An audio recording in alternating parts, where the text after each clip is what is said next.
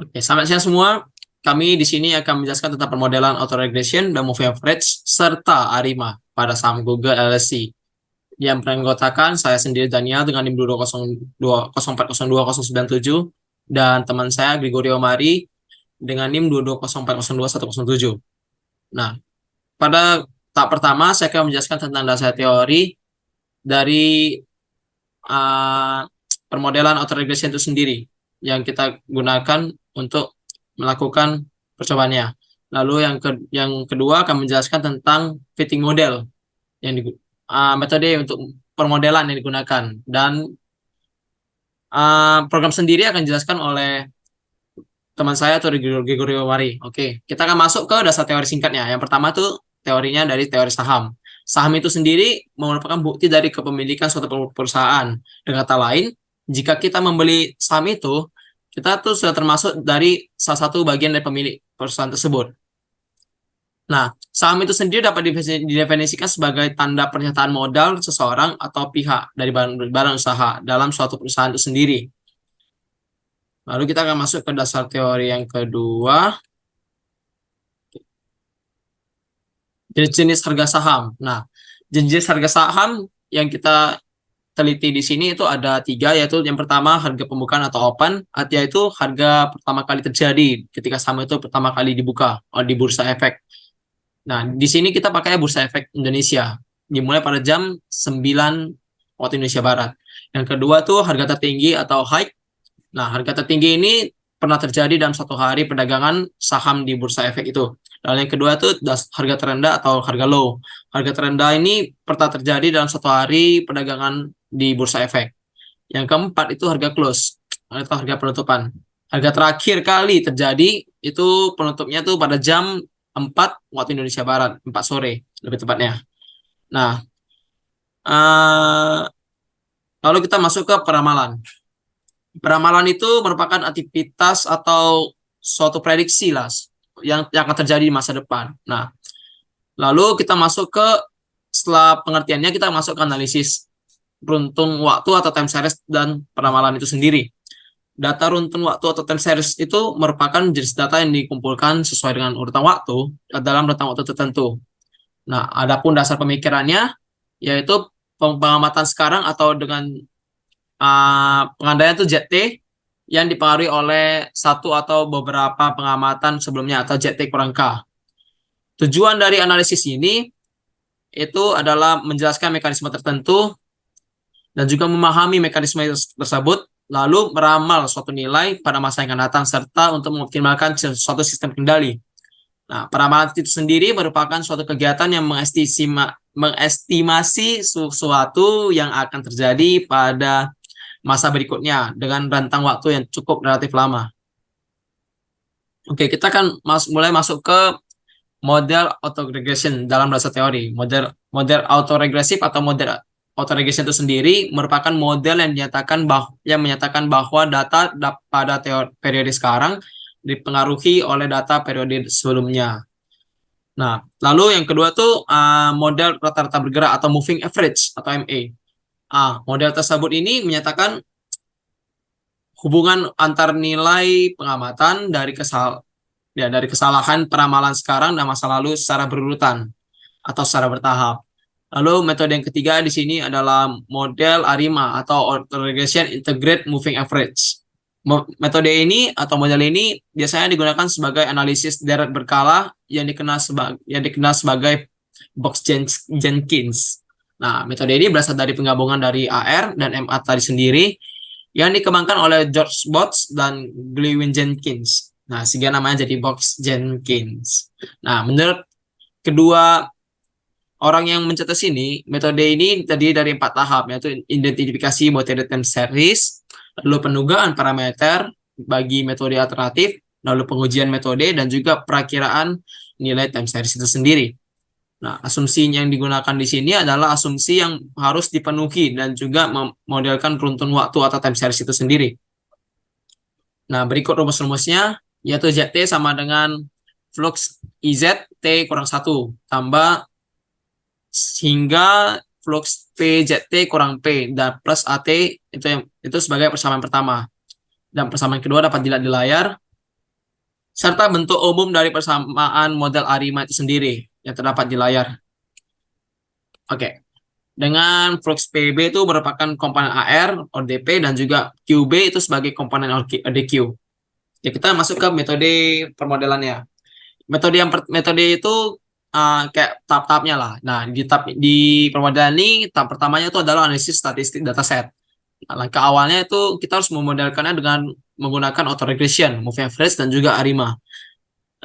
Dengan cara memeriksa dataset apakah skewness atau kurtosisnya itu dalam keadaan ideal atau tidak. Jika ditemukan tidak ideal, berarti itu karena banyaknya noise sehingga menyebabkan terjadinya distribusi data yang kurang baik. Jadi diperlukan transformasi data terlebih dahulu. Lalu yang kedua tuh fitting model. Perlu dilakukan fitting model di dalam suatu bentuk model agar plot yang setelah dilakukan fittingnya itu dapat ideal lah, dapat stabil. Lalu yang ketiga tuh transformasi data. Nah, transformasi data pada dataset ini menggunakan metode first differencing untuk mengurangi noise dan juga memperbaiki skewness serta kurtosisnya sehingga didapatkan distribusi data yang lebih baik. Lalu yang keempat di sini ada proses forecasting atau peramalan dengan model AR, MA, dan ARIMA. Nah, dilakukannya proses forecasting ini juga fungsinya seperti fitting model tadi untuk mendapatkan model dari autoregression, moving average, dan juga ARIMA yang sudah dibuat dari sebelumnya tadi, yang pertama. Lalu yang kelima itu adalah pemilihan model terbaik. Nah, setelah dilakukan peramalan dengan autoregression dari tahap yang pertama, itu dan juga fitting model lah dari tahap yang kedua, yaitu autoregression atau AR, moving average atau MA, dan ARIMA. Maka dipilih dari hasil yang paling mendekati dari data sebelumnya, sehingga yang dipilih itu pasti merupakan data paling akurat. Karena yang paling mendekati dengan data sebelumnya. Oke.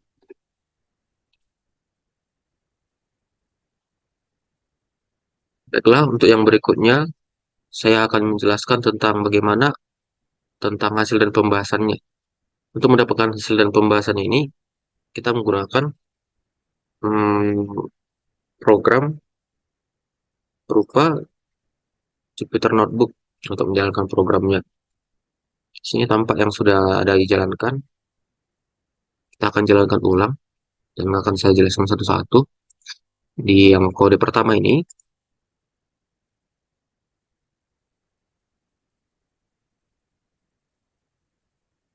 di sini dia akan melakukan import untuk library-library yang diperlukan untuk mengeksekusi dari pemodelan data. Setelah dilakukan import library, maka kita akan ada perintah di sini untuk menunjukkan bagaimana kolom-kolom dari sebagian dari data itu. Ini yang akan kita ambil adalah harga dari close-nya, karena harga close ini adalah harga yang penting, merupakan harga penutupan, harga fix dalam satu hari itu. Setelah itu kita akan masuk ke untuk melakukan plot terhadap data. Di sini ada perintah kode yang akan menunjukkan bagaimana grafik plot data ini dari beberapa waktu.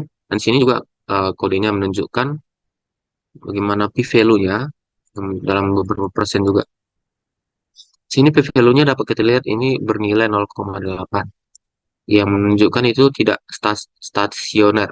Karena kalau mau stasioner dia datanya syaratnya itu harus 0,05 atau setara dengan 5%. Maka akan dianggap stasioner di bawah 5%. Karena ada melebihi itu maka dianggap tidak stasioner. Masuk ke yang selanjutnya. Ini ada plot atau correlation. Jalankan lagi. Ini hasil dari plot correlation-nya. Yang selanjutnya adalah kita lakukan um,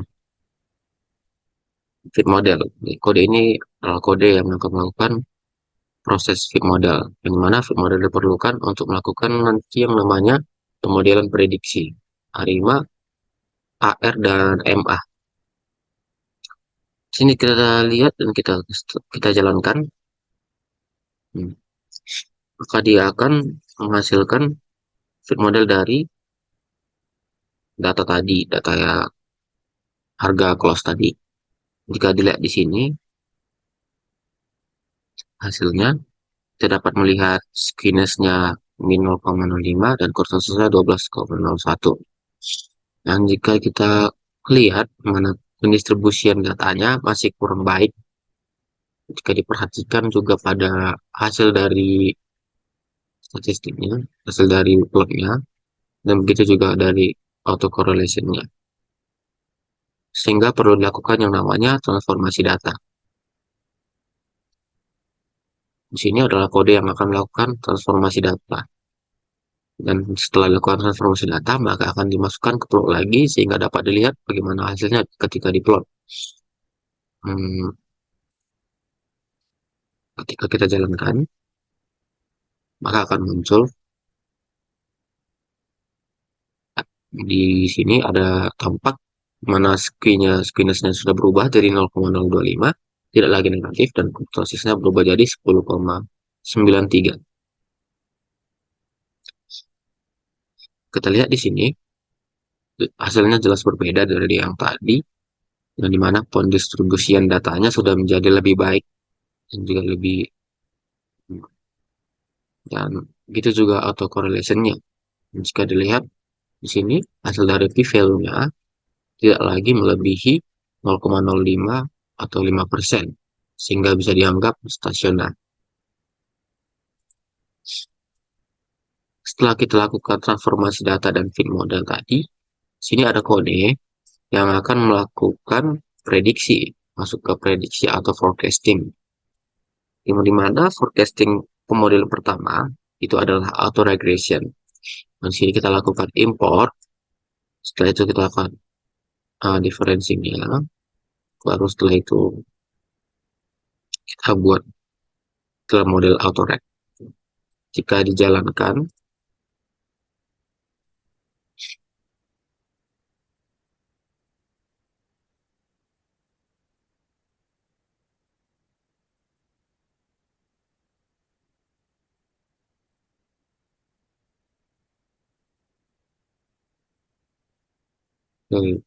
ketika dijalankan, maka akan muncul beberapa prediksi dan yang dari prediksi dan yang di expected, sehingga ini akan buat jadi rangkaian plot data, begitu banyak plot data, sehingga akan memunculkan yang ada di sini yang merupakan hasil dari prediksinya.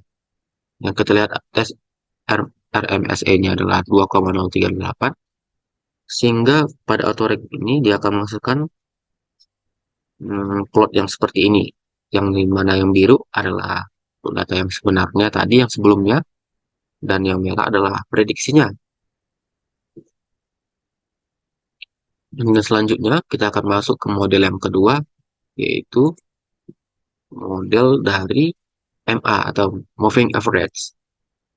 Jika kita jalankan datanya, lakukan dengan kodenya,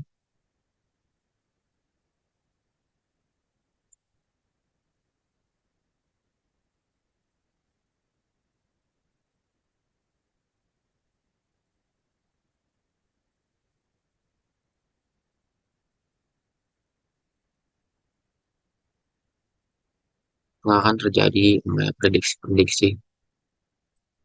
Mungkin memakan beberapa waktu untuk menunggu hasilnya.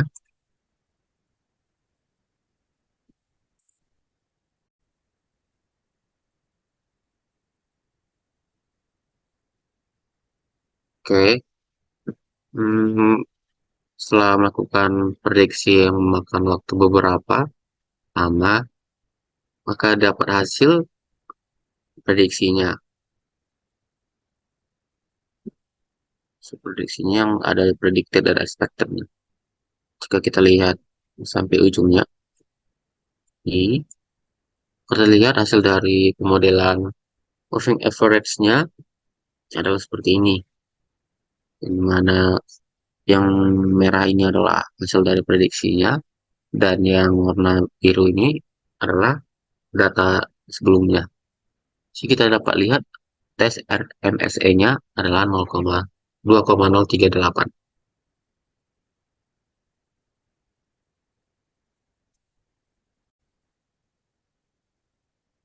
Di yang selanjutnya, yang model terakhir adalah model ARIMA. Kita akan melakukan forecasting dengan model ARIMA, di mana sih ada kodenya, dan jika dijalankan dia akan mengeluarkan prediksi-prediksi seperti ini. Juga membutuhkan beberapa waktu. Dapat kita lihat dari hasil prediksinya. Lalu kita ke bawah. Hmm. Sini dapat kita lihat hasil dari prediksi ARIMA, yang dimana yang merah ini adalah hasil dari prediksinya, dan yang biru adalah hasil dari data sebelumnya. Sini tes RMSE-nya adalah 2,230. Selanjutnya saya akan masuk ke pembahasan, hasil dan pembahasan. Bagaimana kita akan membahas hasil dari program yang sudah dijalankan. Dan bagian yang pertama, jadi metode pertama, tahapannya adalah satu, analisis statistik dataset. Di sini dapat kita lihat beberapa baris data untuk melihat isi dari kolom datasetnya. Kita dapat lihat date, tanggalnya, harga open, high, low, close, dan just close. Dan kita dapat lihat volumenya. Setelah itu kita dapat melihat plot dari dataset dan auto correlation-nya. Setelah kita jalan program tadi, adalah seperti ini. Dapat kita lihat tadi, di mana kita lihat plotnya dan juga auto correlation-nya. Di sini ada tertera juga p-value-nya yang menjadi masalah karena melewati 0,05% yang dianggap data tidak stasioner. Sehingga dibutuhkan namanya transformasi data. Ini. Eh, Metode yang kedua adalah fitting model. Kita perlu melakukan fitting model untuk supaya nanti kita dapat melakukan forecasting melalui fitting model ini. Kita masukkan dia ke dalam salah satu model, yaitu ARIMA. Masukkan ke model ARIMA, dan kita dapat lihat penyebaran datanya seperti yang ini. Kita lihat kan, mana penyebaran datanya tidak baik, distribusinya kurang baik. Maka akan hasil dari ini, kita akan melakukan transformasi data dan masukkan hasil dari transformasi data yang menggunakan metode first differencing ke fitting model ARIMA. Sehingga setelah kita melakukan transformasi data, kita akan melihat hasilnya di plot ini, di plot fit model. Jika dilihat ini, yang dimana skenarsnya udah berubah dari 0,25 dan kurtosisnya menjadi 10,93. Ya, distribusinya menjadi lebih baik.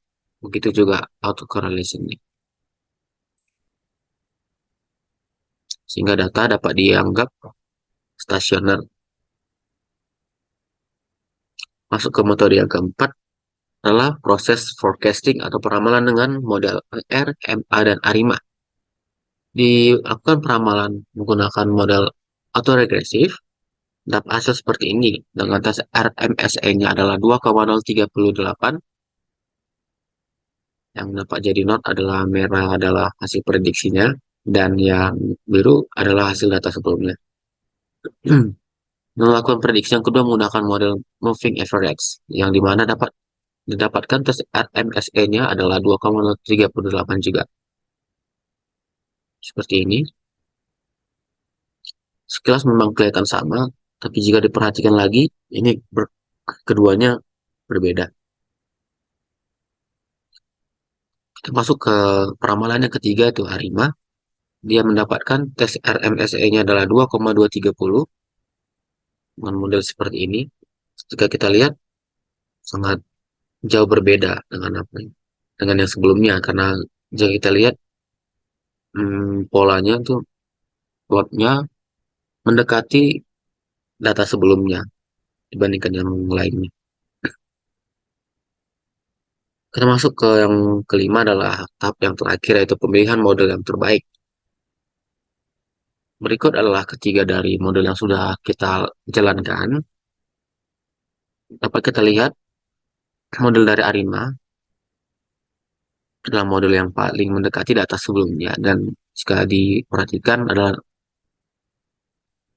karena begitu dia akan menjadi model yang paling akurat, paling masuk akal. Nah, dia mendekati dataset sebelumnya yang sudah diprediksi, yang setelah diprediksi.